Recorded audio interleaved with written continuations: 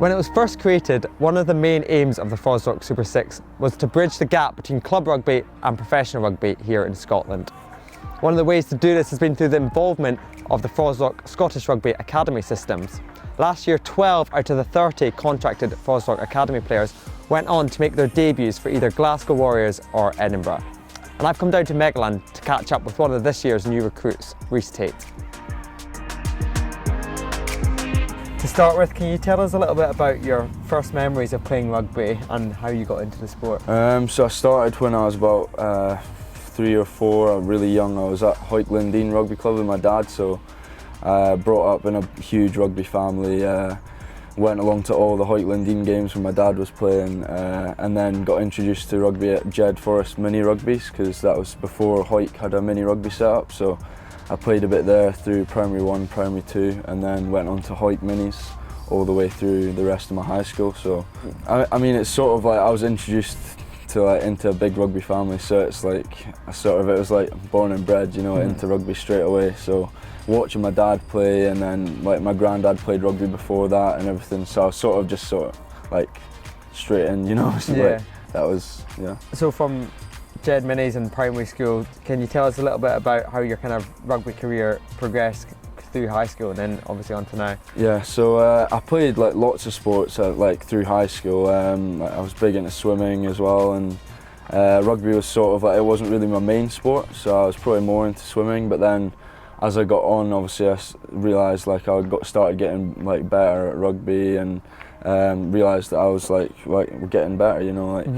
And then I went on to play in the under-16 cup final with Hoyt Albion, and that was sort of the first big moment in my rugby career. That was when we beat Ayr in the final. That was like one of the biggest probably so far in my rugby career. That was probably the best memory.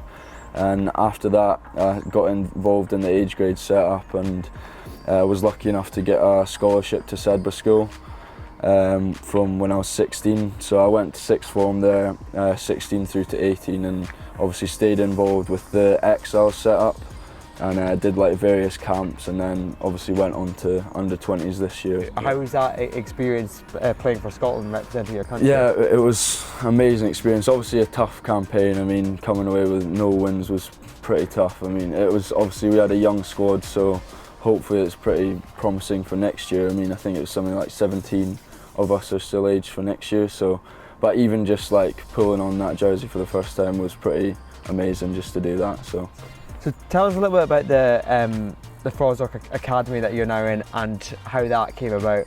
Yeah, so initially I was down at Exeter Uni, and obviously COVID and everything happened, the rugby season got cancelled, and so I deferred university for that year, and obviously a few months in lockdown, and one of the Glasgow managers got in touch with me and offered me a month's trial with Glasgow Warriors. So I went in there. It was really good fun in with the pros. I mean, it was a bit surreal playing with all the pros for the first time, training with them.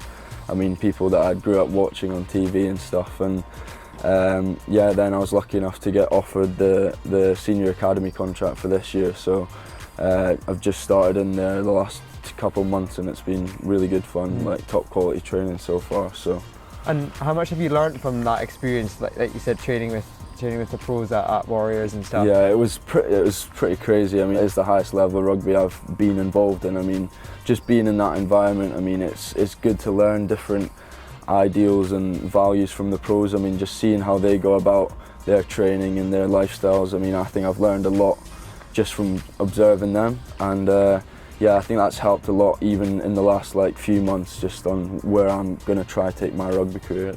Do you think that the league is very much set up in a way that anyone can beat anyone on the day? Definitely. I mean, especially this year, I think all the games have been relatively close. I mean, it shows how good the competition is. I mean, the games are like, most games are within 10 points of each other. So yeah, like you said, it's been tough. I mean, we've been on the wrong side of a couple of games we felt we should have done better in, but I think going into the last games, I mean, these are massive games for the club. I mean, we can really turn the season around. So that's what we're looking to do. I mean, we've had a lot of like hard conversations within the club, and we're going to try really like turn this season around in the last few games.